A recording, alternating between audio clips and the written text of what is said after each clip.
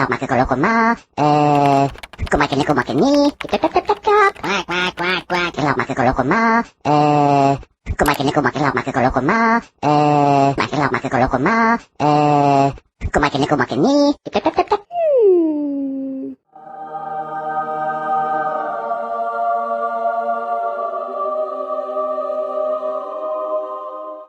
We have finally been blessed with good shoujo anime. We have our Mondays, Tuesdays, Wednesdays, and basically all days of our week been taken up by these newly released series. This is what actually makes my life feel like it's actually worth so much more than it actually is. We've got the new shounen anime of Chainsaw Man, Blue Lock, and the return of fan favorites like Spy X Family, Mob Psycho, Bleach, My Hero Academia, but you already know that, so there's no need for me to talk about any of these series. I'm here to let you on to the underrated series for this season that I think is worth checking out. I'm going to have to start with my personal favorites, which are the shoujo animes. Starting with I'm the villainess, so I'm taming the final boss. Our protagonist is reincarnated into an otome game after succumbing to her illness that had ailed her since her childhood. Rather than being the main heroine, she is reincarnated as Eileen, whose wedding plans have suddenly been cancelled by her own fiancé. The shock of this jolted her into remembering she's been reincarnated into an otome game as the villainess. As she recalls, her fate is one of doom, but maybe she can avoid it by marrying the final boss, the Demon King, Claude. Her new game plan is seduce the Demon King and live happily ever after. Honestly, I was really surprised when this popped up into the anime list of fall 2022 because from what I read in the manga, there was no way they can stretch 13 chapters into 13 episodes. Well, they quickly proved me wrong, showing me that villains or villainesses deserves a try at happiness, especially when the main heroine is a real fucking bitch. It is filled with comedic moments and very romantic yet cheesy lines that gives you secondhand embarrassment through the screen. This is honestly a great addition to the list of shoujo animes I can actually watch. Next is the Raven of the Inner Palace. Deep within the Inner Palace lives a special consort who does not serve the emperor despite her position, known as the Raven Consort. People who have seen her say she looks like an old woman, while others say she looks like a young girl. Stories talk of her use of mysterious arts and how she can take on any request, be it curses to finding lost things. Their current emperor goes to visit the Raven Consort with that intention, without knowing that their fated meeting will become a taboo that will overturn history. Alright, I'm a sucker for stories that show the evil or good of humanity, how each of our choices affect our very well-being, causing us to succumb to our designated paths, or I also want to see if anything romance related is going to happen. The recent episodes already have me hooked, from the art design to the mystical powers of the Raven Consort to the dark mysteries of the palace. The Raven Consort lives up to her name, always hiding from people and wearing dark clothes. But as she interacts with more and more people, it means the more things she gains, the more she will be unable to abandon. I honestly can't wait for when shit goes down and we see the secrets behind the Raven Consort. Mushikabure Hime is the third shoujo anime that I am really into. For as long as she could read, Eliana, our leading princess, has preferred the company of books to that of people. However, as a noble, it is her duty to find a suitor. Fortunately for her, Crown Prince Christopher proposes a deal. He will protect her free time, and in exchange, Eliana will be his fiancé in name only. The years they spend together are bliss, as Eliana learns to open herself to others. But all good things must come to an end. For Eliana, who loves books more than people, ending their fake relationship should be no big deal. But as Christopher grows close with another girl, Eliana begins to realize that she isn't as indifferent to him as she once thought. This is a straight romance anime that is set in a fantasy Victorian-like era that encourages the lead to utilize their own charms as a book lover to capture the heart of the main love interest, that is the prince.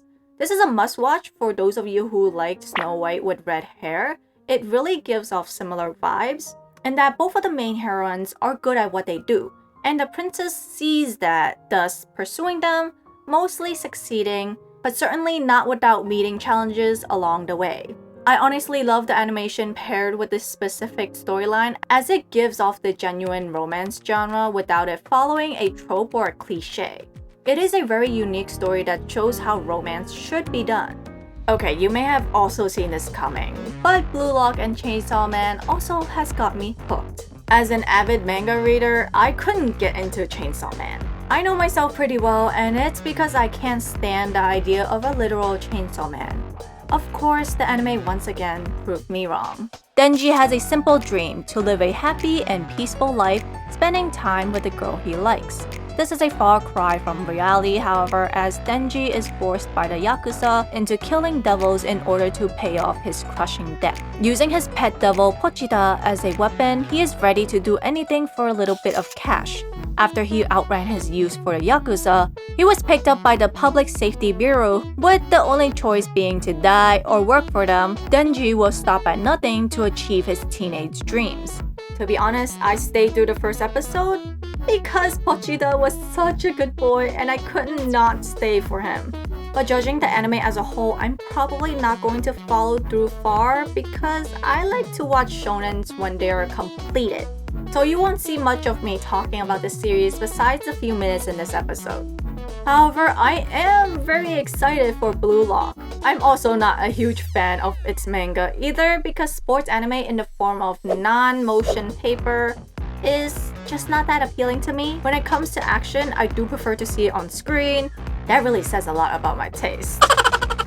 So far, I think it's pretty under the radar because it does take time to develop into the bigger storyline. It starts with Yoichi Isagi, who is selected to join this risky project as a striker who failed to bring his high school soccer team to the national tournament, and after choosing to pass to a teammate who missed instead of scoring on his own, he could not help but wonder if the results would have been different had he been more selfish. Using this golden opportunity given by the Blue Lock project, Yoichi aims to clear his doubts and chase his ultimate desire, which is to become the greatest striker in the world and lead Japan to the World Cup glory. This anime focuses on mental strength over physical, to raise a player's egoism to lead their team to success. It really emphasizes its philosophy about individuality, where everyone has their own unique weapons that can lead them to become the best soccer player. This is where being a striker would allow one of them to win the World Cup series for Japan. No other position would matter. They are irrelevant. Only the ego of strikers would lead them to victory. This is yet another anime I cannot wait to see develop even further, and the new standards it can bring to the sports anime community can be astounding. Now, this slice of life anime can either be relatable or super annoying to some people. Bocchi the Rock is about a girl named Hitori Goto. She is a high school student who's starting to learn to play the guitar because she dreams of being in a band. But she has social anxiety that makes her unable to make friends or have actual conversations. However, her dream might come true after she meets two other girls who are looking for a new guitarist for their band. When I say that you either relate to this or find this annoying, it is very true. Personally, I lean more towards relatable, as there are moments where the main character kind of ticks me off. However, this is from someone who does not have social anxiety and does not understand what it means to have it.